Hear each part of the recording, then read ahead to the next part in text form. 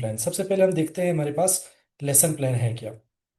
A lesson plan is a detailed guide prepared by a teacher before teaching a lesson. It tells what to teach, how to teach, and what sequence. It helps the teacher organize the content, method, and activities in a proper way to make learning effective. तो एक lesson plan जिसको सबक की मनसूबाबंदी कहते हैं, ये क्यों ज़रूरी है? ये इसलिए ज़रूरी है कि टीचर एक क्लास जाने से पहले वो अपनी तैयारी करता है कि उसने कैसे पढ़ाना है, किस तरीके से पढ़ाना है और क्या पढ़ाना है, ठीक है। और उसी के मुताबिक वो अपना कंटेंट को ऑर्गेनाइज करता है, अपने तदरीसी तरीक़ेकार को ऑर्गेनाइज करता है, ताकि वो उसी के मुताबिक जो है वो चल सके। अच्छा जी, तो इसके हम एडवांटेजेस का डिस्कस करते हैं कि हमारे पास लेसन प्लान के जो है वो एडवांटेजेस कौन से हैं। इससे सबसे पहले तो ऑर्गेनाइज टीचिंग होती है, ठीक है। और it helps the teacher teach in organized way and cover all topics. Lesson plan के मुताबिक जब टीचर चलेगा तो तमाम चीज़ें जो है वो कवर होंगी। Time management, it allows the teacher to use the available time wisely and completely the lesson on time. दूसरा इसका फ़ायदा ये है कि टाइम मैनेजमेंट होती है। हम जब लेसन प्लान बना रहे होते हैं तो टीचर बाकायदा तौर पे एक्टिविटीज़ के लिए, प्रेजेंटेशन के लिए, असेसमेंट के लिए, उन सब के लिए तमाम जो है वो टाइम जो है वो मेंशन करता है और बाकायदा तौर पे उसको कैलकुलेट करके मेंशन करता है। तो टाइम मैनेजमेंट होती है। फिर हमारे पास क्लियर ऑब्जेक्टिव्स, ठीक है। It makes the learning objectives clear for the teacher. Student को जो है, टीचर्स को जो है वो ऑब्जेक्टिव्स क्लियर हो जाते हैं कि आज लेसन प्लानिंग के मुताबिक उन्होंने बच्चों को क्या पढ़ाना होता है। Improve student learning. Student learn better because lessons are well structured with activities and examples. तो हमारे पास जो है बच्चों की लर्निंग इम्प्रूव होती है, क्योंकि बाकायदा एक जो है वो स्टैंडर्ड अप्रोच के जरिए हम हर लेसन प्लान के जरिए उसमें फॉर्मेटिव और समेटिव असेसमेंट करते हैं। Reduce teacher stress, teachers feel confident and less confused while teaching because everything is planned in advance. तो यहाँ पे टीचर को जो है वो परेशानी ही नहीं होती और वो बाकायदा तौर पे जो है फुली कॉन्फिडेंट होके जो है वो पढ़ाते हैं, ठीक है। फिर है हमारे पास इंकरेजेस क्रिएटिविटी, ठीक है। Teachers can include different teaching method, question and activities to make lesson interesting. और इसमें जो है वो क्रिएटिविटी भी जो है वो आती है, क्योंकि टीचर जो है वो मुख्तलिफ टीचिंग मेथड्स और मुख्तलिफ चीज़ें जो है वो शेयर करते हैं। अच्छा जी, अब हम आते हैं हम लेसन प्लान की जानिब। अब हमने लेसन प्लान को और हमने इसके एडवांटेजेस को पढ़ा। हम एक अब प्रॉपर जो है लेसन प्लान को जो है वो डिस्कस करेंगे। याद रखें कि जब हमारे पास एग्जाम में आएगा, अगर आपके पास सिंपल कहा जाएगा कि लेसन प्लान जो है वो बनाएं, तो आपने ये फॉलो करना है जो मैं अभी बता रहा हूँ, क्योंकि आज के हमने सेशन में हमने 3 डिफरेंट लेसन अप्रोचेस को डिस्कस करना है और वो लेसन प्लान बनाने हैं, ठीक है। याद रखें, आज के सेशन में हम 3 डिफरेंट लेसन प्लान के अप्रोचेस देखेंगे। ये वाला जो हम पढ़ रहे हैं ये सबसे ज्यादा फेमस, सबसे ज्यादा कॉमन और जिसको हम ट्रेडिशनल कहते हैं, ये यूज होता है कि अगर आपके पास एग्जाम में आता है कि लेसन प्लान बनाए तो आपने ये स्टेप्स इसके फॉलो करने हैं, जब तक उसका बकायदा तौर पे नाम नहीं लिखा जाता। अब इसके बाद जो हम हर्बिटेरियन और बॉब्स लेसन प्लान जो होते हैं वो पढ़ेंगे, तो उसका फिर आपके पास एग्जाम में अगर उसका नाम मेंशन हो जाए फिर आपने इस तरह करना है, ठीक है। याद रखें ये हमारे पास है, ठीक है। ये अभी हम नेक्स्ट पढ़ेंगे, इसको कहते हैं बॉब्स, ठीक है। और तीसरा जो हम पढ़ेंगे वो है हमारे पास हर्बिटेरियन, ठीक है। तीसरा हम जो पढ़ेंगे वो है हमारे पास हर्बिटेरियन। तो ये 3 पढ़ेंगे, तो अगर आपके पास एग्जाम में आ जाता है एक हर्बिटेरियन स्टेप से लेके, फिर आप इसको फॉलो करेंगे। और अगर आपके पास आता है कि आपने बकायदा तौर पे बॉब्स पे बनाना है, तो फिर आपने जो है वो बॉब्स प्लानिंग मॉडल पे आपने जो है उसको करना है, ठीक है। और अगर आपके पास सिंपल आता है लेसन प्लानिंग, वो फिर आपने जो है ये वाला करना है जो कि आज हम पढ़ रहे हैं। तो ये सिंपल लेसन प्लान या स्टैंडर्ड लेसन प्लान इसको कहते हैं, या मोस्ट कॉमन जो है वो लेसन प्लान कहते हैं। चलें जी, तो इसके स्टेप्स को डिस्कस करते हैं। सबसे पहले हमारे पास है नेम आएगा।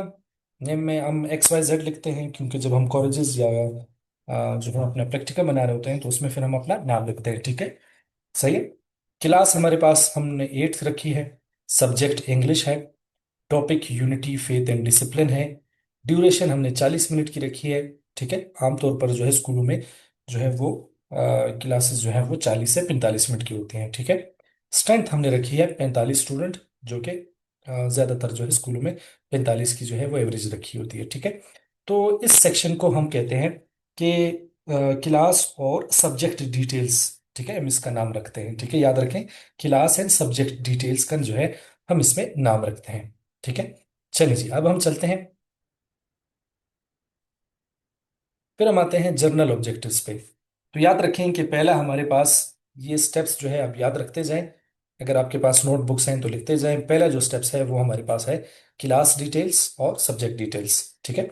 अच्छा जी, फिर हमारे पास आते हैं जर्नल ऑब्जेक्टिव्स, और फिर आते हैं हमारे पास सब्जेक्ट स्पेसिफिक ऑब्जेक्टिव्स। याद रखें कि जर्नल ऑब्जेक्टिव्स हमारे पास कॉमन ऑब्जेक्टिव्स हैं जो कि कंटेंट से ताल्लुक नहीं रखते, क्योंकि अगर आप जो है मिसाल के तौर पे अब यूनिटी फेथ एंड डिसिप्लिन पढ़ा रहे हैं तो इसमें जाहिर है, तो इसमें मोरल और एथिकल अवेयरनेस भी बच्चों में आएगी।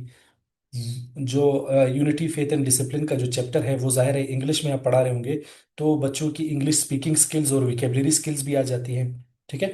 इसके अलावा उनको जो है वो आइडियाज के हवाले से कोई प्रेजेंटेशन भी जो है वो दे सकते हैं। तो लिहाजा ये जर्नल ऑब्जेक्टिव्स हैं जो कि सबक से ताल्लुक नहीं रखते, आप समझ रहे हैं। इसमें हमारे पास जो है वो जर्नल एबिलिटी को हम देखते हैं, ठीक है। तो ये हमारे पास जो है वो जर्नल ऑब्जेक्टिव्स होंगे कि by the end of lesson student will be able to develop moral and ethical awareness, improve speaking and vocabulary skills, express ideas confidently in discussion। अब मैं कौन सा पढ़ा रहा हूँ, यूनिटी फेथ एंड डिसिप्लिन पढ़ा रहा हूँ। जर्नल ऑब्जेक्टिव में देखें इनका जिक्र नहीं है क्योंकि ये जर्नल ऑब्जेक्टिव्स हैं, तमाम के लिए हैं, ठीक है। अब आते हैं स्पेसिफिक ऑब्जेक्टिव्स। स्पेसिफिक ऑब्जेक्टिव्स, अब देखें हमारे पास ये क्या था, topic unity faith and discipline था। अब स्पेसिफिक ऑब्जेक्टिव्स में तमाम हमारे पास जो चैप्टर है, जो हमारा जो chapter unity faith and discipline पे है, ये तमाम इससे ताल्लुक रखेंगे, ठीक है। अभी आप देखें, देखें, define unity faith and discipline, explain the importance of unity faith and discipline in your daily life, use new vocabulary words related to the topic। related to the topic क्या है, यूनिटी फेथ एंड डिसिप्लिन है। Participate actively in group discussion. अब group discussion किस चीज पे होगी, unity faith and discipline पे होगी। अब आपको क्लियर है स्टूडेंट्स कि जर्नल ऑब्जेक्टिव्स हमारे पास जर्नल होते हैं, ये आपके चैप्टर या कंटेंट से ताल्लुक नहीं रखते। स्पेसिफिक ऑब्जेक्टिव्स हमारे पास चैप्टर से ताल्लुक रखते हैं, जो सबक हम पढ़ा रहे हैं ये उससे ताल्लुक रखते हैं। जर्नल ऑब्जेक्टिव्स क्या है हमारे पास, दोबारा सुन लें, रीडिंग कर ली, स्पीकिंग कर ली, अल्फाज याद कर लिए, जुमले बना, सॉरी डिस्कशन कर ली, ये हमारे पास जर्नल ऑब्जेक्टिव है। जबकि स्पेसिफिक ऑब्जेक्टिव्स क्या है कि आपने सबक के बारे में जो है वो जो है बच्चों को आपने सिखाना होता है, ये स्पेसिफिक ऑब्जेक्टिव्स होते हैं, ठीक है। चलिए जी, अब हम आगे चलते हैं। ये भी उसका पॉइंट है, share ideas confidently with the class. अच्छा, तीसरा हमारे पास आता है टीचिंग मेथड, ठीक है। अब जाहिर है आपको एग्जाम में दिया होगा कि ग्रुप डिस्कशन मेथड पे बनाना है, लेक्चर मेथड पे बनाना है, किस चीज़ पे बनाना है, ठीक है। तो हमने जो है वो ग्रुप डिस्कशन मेथड लिया है, ठीक है। चलिए जी, ये याद रखिए कि हमारे पास 40 जो है वो मिनट की क्लास थी, दोबारा सुन लें, 40 मिनट की क्लास थी और हमारे पास 45 स्टूडेंट थे, ठीक है। अच्छा जी, student are divided into 5 groups, 9 student each. तो 9 5 से कितने हो गए, 45 हो गए। इसका मतलब है तमाम जो बच्चे हैं वो ग्रुप डिस्कशन में कंपनसेट हो गए। अच्छा जी, each group discuss a specific topic. हमने 5 ग्रुप बना लिए, हर ग्रुप में 9 9 बच्चे हैं, और एक को हमने इंपॉर्टेंस ऑफ यूनिटी दे दिया, एक को हमने इंपॉर्टेंस ऑफ फेथ दे दिया, एक को हमने इंपॉर्टेंस ऑफ डिसिप्लिन दे दिया, एक को हमने consequences of lack of unity दे दिया, और पांचवे को हमने consequences of lack of discipline दे दी, ठीक है। तमाम जो है वो चैप्टर को हम डिवाइड कर लेंगे जैसे हम जिक्सा में करते थे, ठीक है। इस तरह आप जो है डिवाइड कर ले और हर ग्रुप में जो है वो सबक दे दें। ये तो हो गया हमारे पास टीचिंग मेथड, ठीक है। चलिए जी, अब हम आते हैं एवीएट्स पे आते हैं, ठीक है। एवीएट्स क्या है, हमारे पास व्हाइट बोर्ड्स एंड मार्कर इस्तेमाल होंगे, chart showing keywords like unity faith and discipline, flash cards of difficult words, text book, ठीक है। और लाजमी नहीं है कि आपने जो है 4 लाजमी लिखने हैं, आप सिर्फ व्हाइट बोर्ड एंड मार्कर और टेक्स्ट बुक भी लिख सकते हैं, ठीक है। इसको 6 भी कर सकते हैं, 7 भी कर सकते हैं, जितने आपके पास ऑडियो विजुअल एड अवेलेबल हैं, तो इसकी कोई रोक टोक नहीं है। आपने एक लिखना है, 2 लिखना है, 3 लिखना है, 4 लिखना है, कोई ऐसा मसला नहीं, ठीक है। चलिए जी, लेकिन ये है कि ग्रुप एक्टिविटी के मुताबिक हो। अगर डिमॉन्स्ट्रेशन मेथड है तो फिर यहाँ पे आपने जो है वो रिसोर्सेज उसके मुताबिक लिखने हैं, लेक्चर मेथड है तो रिसोर्सेज उसके मुताबिक लिखने हैं, एवीएट्स, ठीक है, इस तरह। चलिए जी, अब हम आते हैं एविएट्स के बाद हमारे पास आता है चेकिंग प्रीवियस नॉलेज। अब टीचर जो है अब यहाँ पे काम स्टार्ट कर रहा है, ठीक है। अब यहाँ से इसने टीचर ने पढ़ाना शुरू किया है। शुरू जो हमारे पास पहले जो स्टेप्स थे वो सिंपल जो है वो टीचर को गाइड करने के लिए थे, ठीक है, कि क्या डिटेल्स हैं और जनरल ऑब्जेक्टिव्स क्या प्लान हो रहे हैं, स्पेसिफिक ऑब्जेक्टिव्स क्या प्लान हो रहे हैं, टीचिंग मेथड क्या है, एविएट क्या है, ठीक है। अब जो है यहाँ पे पढ़ाना शुरू करेगा। अब जब यहाँ पे पढ़ाना शुरू करेगा तो डियर स्टूडेंट याद रखें कि हम यहाँ पे अब जो है वो बकायदा तौर पे टाइम मेंशन करेंगे, ठीक है। तो चेकिंग ऑफ प्रीवियस नॉलेज के लिए हमने टाइम रखा है 2 मिनट्स, कि 2 मिनट्स में टीचर जो है वो सवाल पूछेगा। याद रखें अभी इस टीचर ने ये नहीं बताया कि वो कौन सा सबक पढ़ाने वाला है, ठीक है। अब क्या कर रहे हैं, चेकिंग प्रीवियस नॉलेज चेक कर रहे हैं। What is unity? Give an example of faith in daily life. Why is discipline important in school? Student respond orally. Teacher notes key point and links to the lesson. अब यहाँ पे देखें कि हमारे पास जो है ये 4 सवाल पूछे गए हैं और ये 4 सवाल जो है वो प्रीवियस नॉलेज चेक करने के लिए कर रहे हैं। ये डायरेक्ट जो है वो यूनिट का हिस्सा नहीं है लेकिन इससे कनेक्ट कर रहे हैं आइडियाज, ठीक है। तो इस तरह पहले जो है 2 मिनट में टीचर इस तरह सवाल पूछेगा। उसके बाद फिर हमारे पास आती है बारी अनाउंसमेंट ऑफ टॉपिक। अब जब बच्चों ने उन सवालात के जवाब दे दिए अब यहाँ पे टीचर आएगा कि जी हाँ आज हमारा जो सबक है जिसको हम पढ़ने जा रहे हैं वो है हमारे पास यूनिटी फेथ एंड डिसिप्लिन, और उसको बोर्ड पे लिखेगा, ठीक है। इसके अलावा फिर उसको जो है ब्रीफली इंट्रोड्यूस कराएगा, ठीक है, कि यूनिटी फेथ एंड डिसिप्लिन का हमारे लाइफ में क्या किरदार है। इसके लिए भी टीचर ने कितने टाइम दिए, 2 मिनट्स। याद रखें कि अब ये टाइम हम नोट करते जाएंगे। और टाइम हमने कितना रखना है, हमने अपने शुरू में मेंशन किया था कि 40 मिनट्स। तो लिहाजा ये जो जितनी भी एक्टिविटीज है इसका टाइम आपने कैलकुलेट करना है, ठीक है, उसी तरह डिवाइड करना है। 40 मिनट से 1 मिनट ज्यादा नहीं होना है और कम भी नहीं होना है, ठीक है। चलिए जी। इसके बाद जो है फिर अब टीचर जो है वो प्रेजेंटेशन करेगा। यानी कि अब वो क्या करेगा, ग्रुप डिस्कशन मेथड है तो अब वो पढ़ाना शुरू करेगा, ठीक है। अब कैसे पढ़ाएगा क्लास में, सबसे पहले क्या करेगा, वो एक्टिविटी नंबर 1 करेगा। याद रखें स्टूडेंट के ये जो प्रेजेंटेशन का फेस है ना, एक्टिविटी नंबर 1, 2, 3। अब अगर हमारे पास जो है सवाल में आ जाता है कि लेक्चर मेथड, तो फिर लेक्चर मेथड में हमारे पास सिर्फ 2 एक्टिविटीज हो जाएंगी। एक्टिविटी नंबर 1 क्या हो जाएगा कि लेक्चर डिलीवरी हो जाएगा टीचर का, उसको हम 20 मिनट दे देंगे। और एक्टिविटी नंबर 2 जो है हम क्वेश्चन एंड आंसर का दे देंगे, 5 मिनट्स का दे देंगे। इसी तरह अगर हमारे पास जो है एग्जाम में आता है कि आपने थिंक पेयर शेयर का जो है वो बनाए, जो लेसन प्लान बनाए, तो फिर हमारे पास एक्टिविटी नंबर 1 थिंक आ जाएगी, एक्टिविटी नंबर 2 पेयर आ जाएगी, एक्टिविटी नंबर हमारे पास 3 शेयर आ जाएगी। अगर हमारे पास एग्जाम में आता है कि आपने जिक्सा एक्टिविटी पे परफॉर्म करे, तो फिर हमारे पास ये प्रेजेंटेशन में एक्टिविटी नंबर 1 क्या आ जाएगी, होम ग्रुप। एक्टिविटी नंबर 2 में आ जाएगी एक्सपर्ट ग्रुप, फिर उसकी डिटेल्स लिखेंगे। फिर एक्टिविटी नंबर 3 में दोबारा हम लिखेंगे होम ग्रुप, फिर उसकी डिटेल्स लिखेंगे। ठीक है स्टूडेंट, इस तरह जो है हर टीचिंग मैथ की अलग अलग प्रेजेंटेशन होगी। ये याद रखें कि एक्टिविटीज 1, 2, 3 जो है हमने यहाँ पे लिखी है, जरूरी नहीं है कि आप 3 लिखें। आप एक्टिविटी 2 भी डाल सकते हैं, एक एक्टिविटी भी डाल सकते हैं, 3 भी डाल सकते हैं, 4 भी डाल सकते हैं। लेकिन याद रखें कि जितनी आप एक्टिविटी डालेंगे वो आपने जस्टिफाई करना है इस टाइम के मुताबिक। अगर आप एक्टिविटी बहुत ज्यादा डाल रहे हैं और सबको 2-2 मिनट डाल रहे हैं तो इसका मतलब ये है कि वो जो है रियलिस्टिक नहीं है, ठीक है। रियलिस्टिक नहीं है, रियलिस्टिक का मतलब ये है कि उसको आप क्लास में इंप्लीमेंट नहीं कर सकते। आपने लिखा तो है, आप एग्जामिनर को शो तो कर रहे हैं लेकिन वो आप इंप्लीमेंट नहीं कर सकते, फिर एग्जामिनर आपको मार्क्स नहीं देगा, ठीक है। चलें जी, अब हम स्टार्ट करते हैं। चूंकि हमने ग्रुप डिस्कशन की एक्टिविटी, जो हमारा टीचिंग मेथड था ग्रुप डिस्कशन था, तो उसी के हवाले से जो है हम पहले रख रहे हैं इंट्रोडक्शन इन रीडिंग, ठीक है। Teacher reads a short paragraph from the text book aloud, student read paragraph by paragraph, teacher explain difficult words unity faith discipline harmony and obedience. अब पहले 10 मिनट में टीचर जो है वो इंट्रोडक्शन कराएगा और सबक जो है वो पढ़ाएगा। इसके बाद जो है वो बच्चे पढ़ेंगे और टीचर जो है इन मुश्किल अल्फाज के बाकायदा तौर पे उनको मायने बताएगा। ये पहले 10 मिनट में जो है टीचर ने ये काम कर लिया। उसके बाद जो है हमारे पास एक्टिविटी नंबर 2 ग्रुप डिस्कशन है और इसके लिए हमने टाइम कितना रखा है, 12 मिनट्स, ठीक है। तो हमारे पास 5 ग्रुप है, 9 बच्चे हैं, 12-12 मिनट है। तो इसका मतलब है कि 1 से 1.25 मिनट तक हर बच्चा जो है वो ग्रुप डिस्कशन में हिस्सा ले सकता है। चलिए जी, याद रखें कि जब हमारे पास 9 बच्चे होंगे तो आपने यहाँ से 9 से जो है वो कम नहीं होना। 9 से जब कम करेंगे तो इसका मतलब है एक बच्चा फिर पार्टिसिपेट नहीं करेगा, ठीक है। तो इन छोटी छोटी चीजों का आपने बहुत ख्याल रखना है, क्योंकि ये एग्जाम में जो है एग्जामिनर इस चीज को देखता है। ठीक है। Activity number 2, group discussion, 12 minutes. Student discuss in their groups according to assigned topics. Teacher observes, guides and prompts discussion question.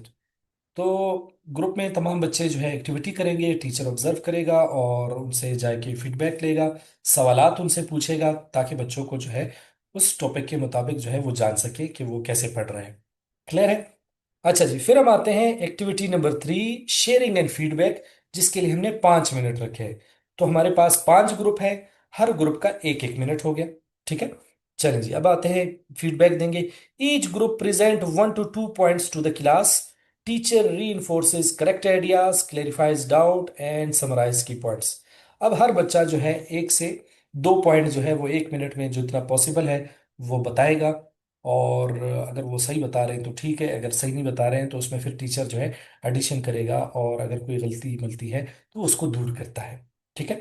अब हमारे पास, इसको आप नोट करते जाएं कि हमारे पास 2 मिनट ये हो गए, 2 मिनट ये हो गए, 10 मिनट्स ये हो गए, 12 मिनट्स ये हो गए,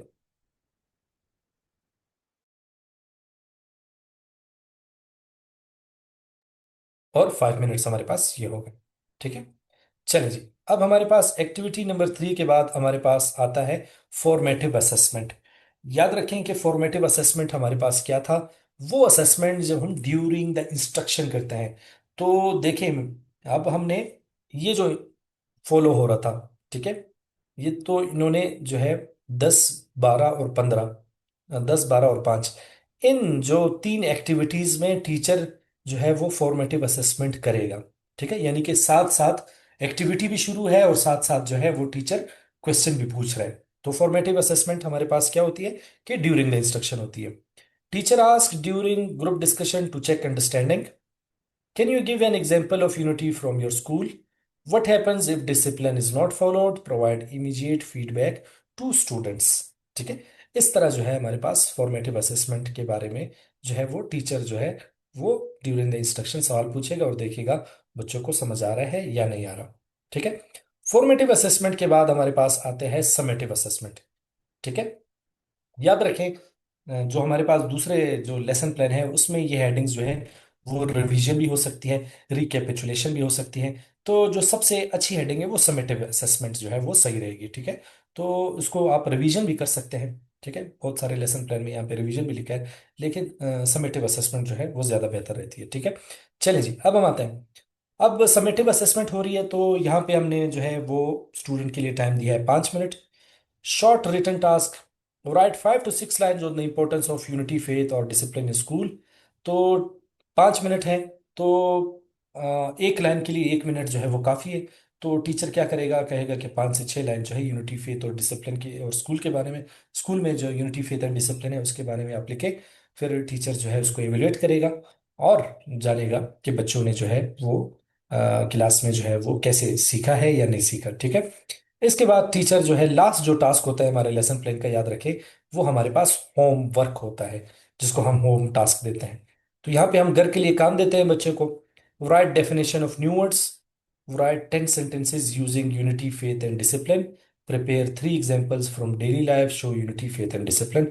ये 3 क्वेश्चन हमने दे दिए कि भाई आप एक अपनी से जो है अच्छी डेफिनेशन लिख के लाएं, 10 sentences unity faith and discipline पे लिखें, और 3 एग्जाम्पल जो है अपने डेली लाइफ के लिखें। ठीक है।